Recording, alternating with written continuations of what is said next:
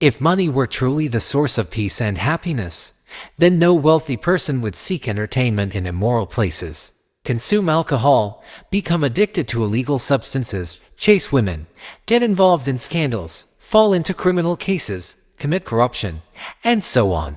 This makes us reflect for a moment that perhaps what we are really looking for is not money, but true happiness and freedom, something that cannot be disturbed by anything in this world. Something different from everything in the universe. Something far greater, even beyond our imagination. And you probably already know the answer. As the title shown at the beginning of this video suggests, the movie I am about to summarize is about a wealthy film producer who has grown tired of repetitive entertainment, bored with the pleasures he has already experienced. To satisfy his desires, he gathers 10 high-profile prisoners and forces them to fight each other for their freedom. It is indeed immoral, but that is where the excitement lies. Curious? Just put on your hands-free, get comfortable lying down, tighten your underwear, enjoy watching and check it out.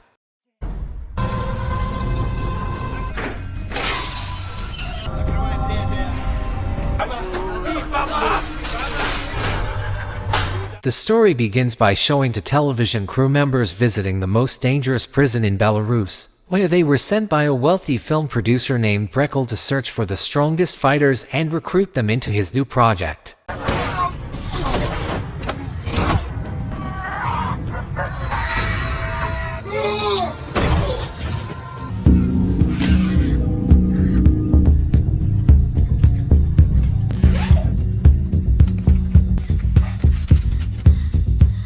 Located on a remote island, Brekal and his team start making preparations and decide to turn the place into the filming location. The film he is working on is a survival story, centered around brutal battles that will be broadcast live on his private website. Awareness, I'm pouring in fight blood. Push it, people, push it. Somewhere. Where to put it? After settling things with the operators, Brekal meets another crew member named Goldie, who is in charge of the 400 cameras installed on the island. Since the fights are real, with no scripts and completely unknown to the participants, Brekal orders Goldie to hide the CCTV cameras as best as possible so that the natural atmosphere of the film will not be ruined once it begins. Brek, it's all gonna work out. You know why? Why? Because you're the best. After all preparations were considered complete, Brekal met a well-known television journalist named Donna who wanted to interview him directly. Brekal explained that the event would be broadcast live on the internet, involving 10 prisoners or death row inmates who would be forced to kill each other with the promise of freedom for the last survivor. You're airing a live snuff film. No, Donna. These contestants were already dead. Donna was instantly shocked because she believed the film he was producing was deeply immoral and illegal in the eyes of the law. However, this did not make Brekal back down. Soon after, he received terrible news that one of the participants had been shot dead by security guards while attempting to escape just after arriving on the island. They shot my air. We had him on the mainland and they shot my air.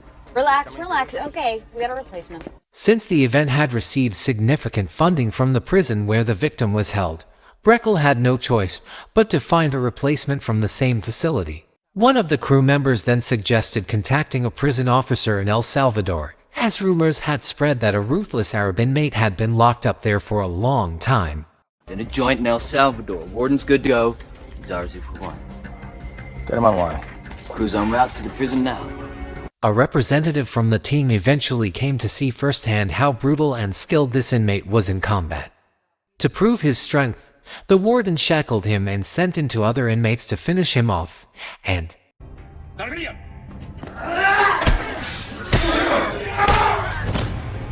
the rumors were true. Despite being chained from head to toe, the Arab inmate managed to take down his opponents with ease. But when it came time to fight another prisoner named Jack, the guards intentionally removed his chains to end the fight more quickly, yet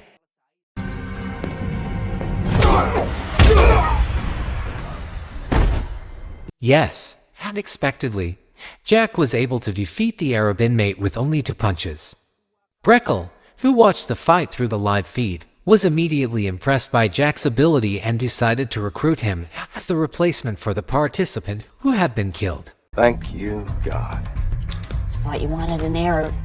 Forget the Arab. As the story moves forward, the prisoners finally arrive on the island Breckle had prepared for the live broadcast. Before being set free, the organizers explained that they only had 30 hours to survive. If the time limit was exceeded, the bombs strapped to their legs would automatically explode. While being transported across the island to the release point, Jack began observing Breckle's base and noted the wind direction of the helicopter, planning to sneak in and use it later as his escape route.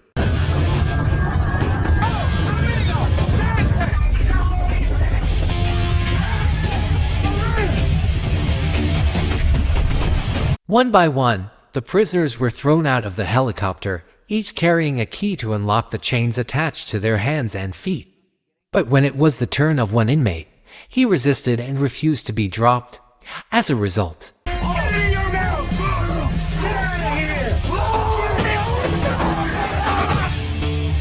Oops. because of his foolish actions, Breckle immediately scolded the guard for negligence, which had caused one participant to die in vain. When it was Jack's turn to be given the handcuff key, he instead attacked the guard and beat him until he bled. Jack was then thrown out of the helicopter without being given his key.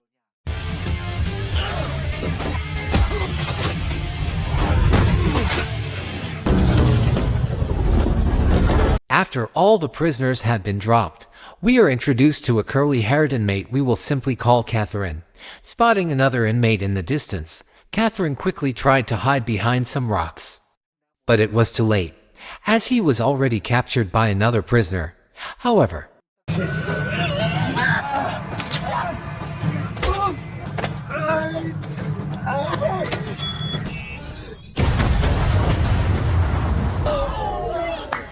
at the same time, inside the studio, we see Breckle looking satisfied with his live broadcast.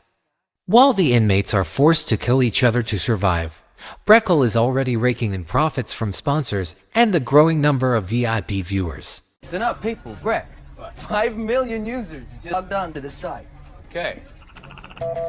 Back on the island, Jack encountered another prisoner who had just washed ashore, a man named Paco. After observing him for a while from behind a rock, Jack suddenly attacked and locked him in a chokehold until he nearly passed out. But since Paco had no intention of killing and only wanted to find his wife, Jack decided to let him go. Before leaving, Paco kindly handed over his handcuff key so Jack could free himself and escape more easily. Gracias.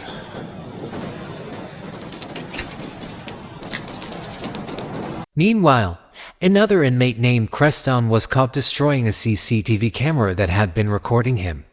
He then noticed a supply drop from a helicopter, containing food and weapons such as knives. Without hesitation, Creston rushed to grab it, but at the same time, a Japanese inmate named Saga also tried to take it for himself. That's what I'm talking about.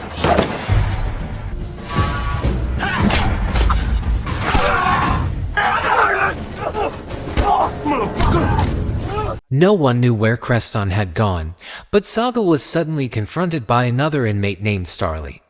Instead of fighting right away, Starly offered Saga an alliance, suggesting that they work together to finish the game and escape after eliminating the other participants. They look better on you. Meanwhile, Jack was making his way through the forest in search of Breckle's base when he was suddenly attacked by a tall, muscular inmate. Since Breckle had been fascinated by Jack's moves from the beginning, he redirected all the broadcast channels to focus solely on Jack's fight. And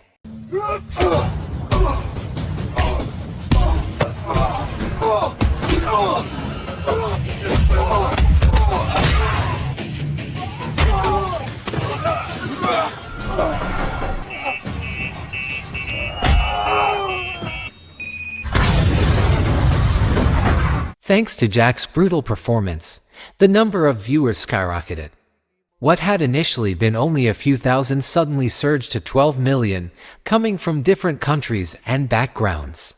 Breckle, however, was unaware that among those viewers was an FBI agent named Brad Wilkins, who had started digging into information about Breckle, his associates, and the missing inmates. 10 prisoners in this thing. 2 of them are American. African American. He escaped incarceration 2000. Out of the 10 prisoners identified, there was one whose name did not appear in the FBI's criminal records. That inmate was Jack, whose real name was Jack Riley. Not only was he absent from the list, but the FBI also discovered something surprising. Jack was actually a retired U.S. soldier. According to the last report, he had mysteriously gone missing, and even his relatives and family had no idea where he was. Until a year ago, he was living in Texas. Then he disappeared.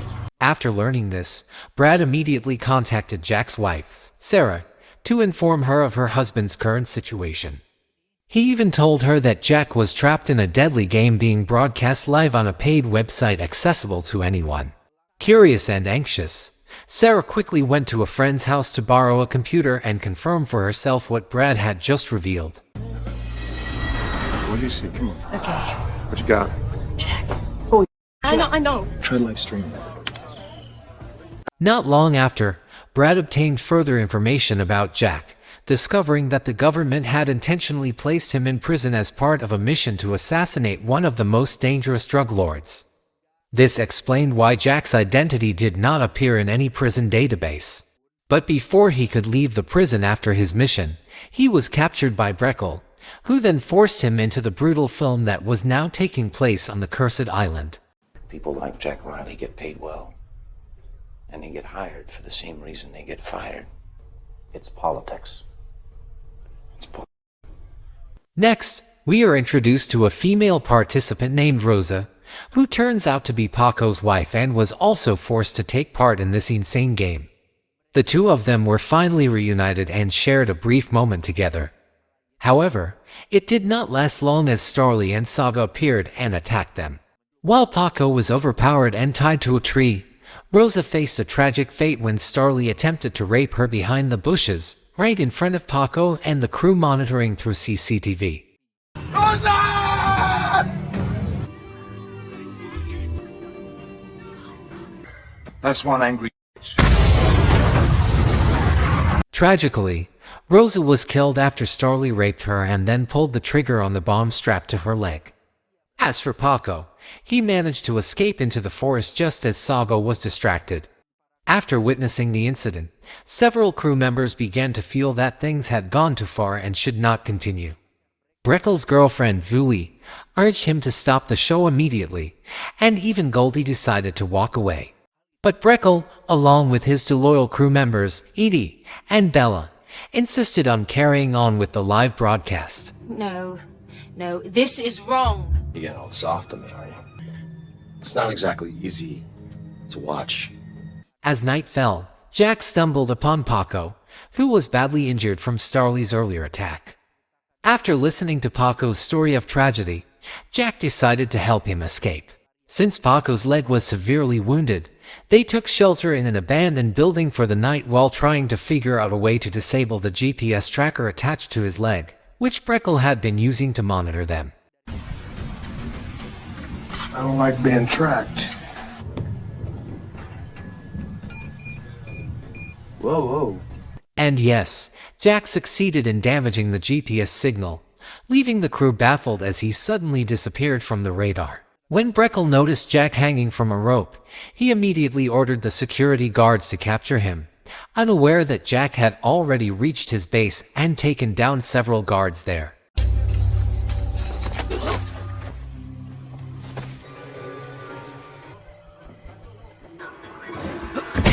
Instead of contacting the FBI or the police for help, Jack called Sarah and provided her with his bank account details so she and their child could access his savings. Realizing that his location was now exposed, he quickly sent the coordinates of the island and urged Sarah to pass them on to the FBI. But then, I gotta go. Longitude is...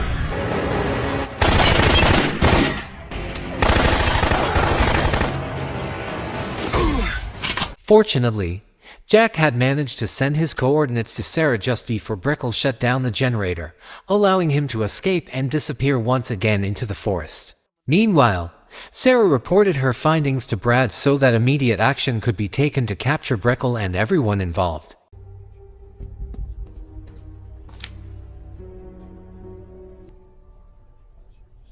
Elsewhere, Creston, who had become close friends with Catherine, was seen resting inside the wreckage of an old airplane. Their bond appeared so strong that some viewers even assumed they were about to engage in something intimate, and aware that Catherine was secretly plotting a betrayal against Creston. We'll get this. Hey, baby, where you at? Oh, not again, not again. Oh, no. Meanwhile, Jack, who had just escaped the guards' pursuit, decided to return to the last place where he had left Paco. To his shock, he found Paco being tortured by Starly and Saga. With no hesitation, they burned Paco alive while Jack, standing helplessly on the other side of the bridge, could do nothing to save him. Burn, baby, burn! Game on. The next morning, Jack prepared himself to take down Starly and Saga. His first target was Saga, who was on top of the tunnel. Armed with an iron rod as his main weapon, Jack unleashed a relentless series of blows that completely overwhelmed Saga. Seeing the chaos, Starly immediately stepped in to intervene, and this is what unfolded.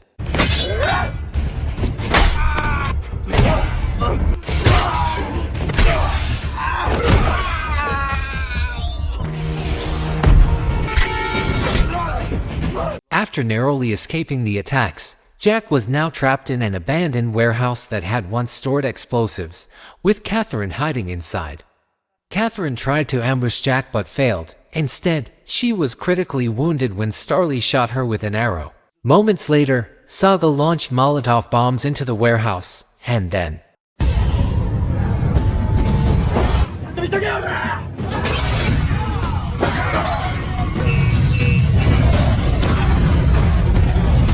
Jack's fate after falling into the waste tunnel remained uncertain.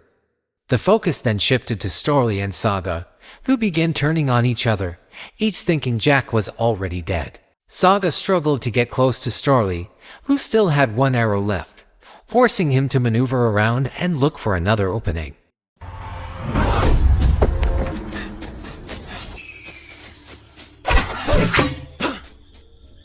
Hey, kid. And yes, Jack managed to survive the explosion and immediately beat Saga to a pulp. But just as he was about to finish him off, Starly appeared, turning the fight into an unfair match. Even so, neither of them was a match for Jack.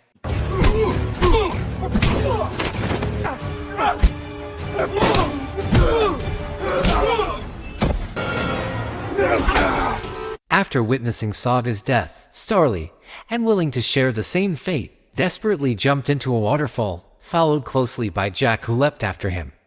Moments later, a supply helicopter carrying weapons crashed nearby. When Jack went to retrieve them, he discovered that Starly had already gotten there first. Hey, Jack! This thing is up! Not only did Starly manage to corner Jack, but he also went on a rampage, killing the cameramen who had been covering the event. It was shocking, as the cameramen were usually the ones who always survived. While continuing his search, Starly was suddenly ambushed from behind by Jack, triggering a brutal fight between the two men. It was a fierce battle that could not be avoided.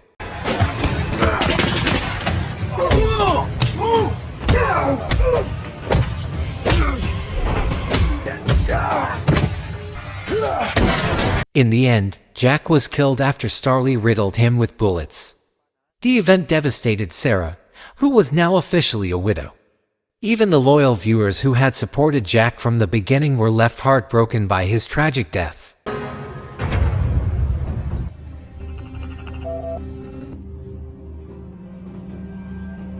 Meanwhile, at the FBI headquarters, the search team finally tracked down Breckle's exact location, prompting a special forces unit to immediately head for the island, with an ETA of about 1 hour.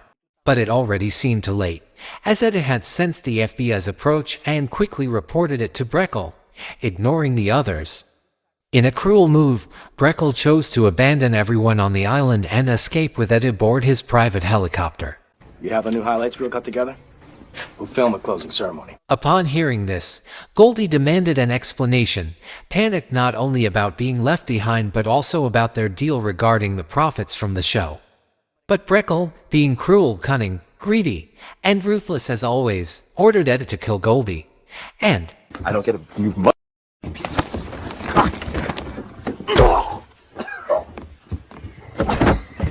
instead of boarding the helicopter right away, Breckle met Starly to congratulate him on gaining his freedom. He even removed the bomb that had been strapped to Starly's leg.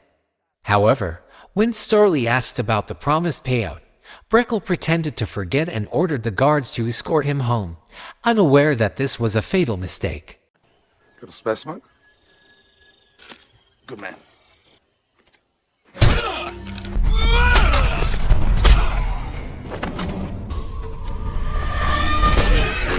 After taking out the guards outside, Starly stormed into the control center and interrogated everyone there.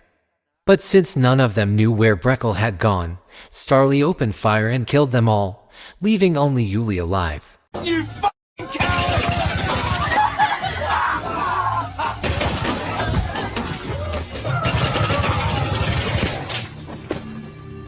Unbeknownst to everyone, Jack had once again survived and was now on his way to the control center to hunt down Breckle. Upon arriving, he encountered Starly, who was shocked to see that Jack was nearly impossible to kill. Starly tried to make peace and suggested teaming up to take down Breckle, but it was useless. Jack had already made up his mind to end Starly's life.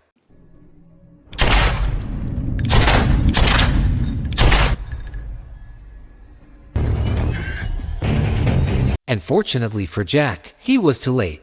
Breckle had already taken off and was about to leave the island. But it didn't last long, as Yuli arrived with a spare bomb, which they used to blow up his helicopter.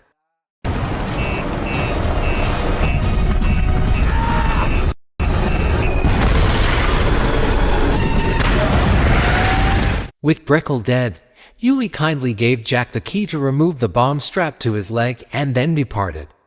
As for Jack, he finally returned home to Texas and reunited with his family. Sarah and their 2 children were overjoyed, as after years of being apart, they could now live together again as a normal family.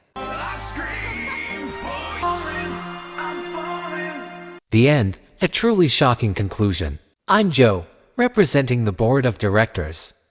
Thank you for watching, and see you in the next video.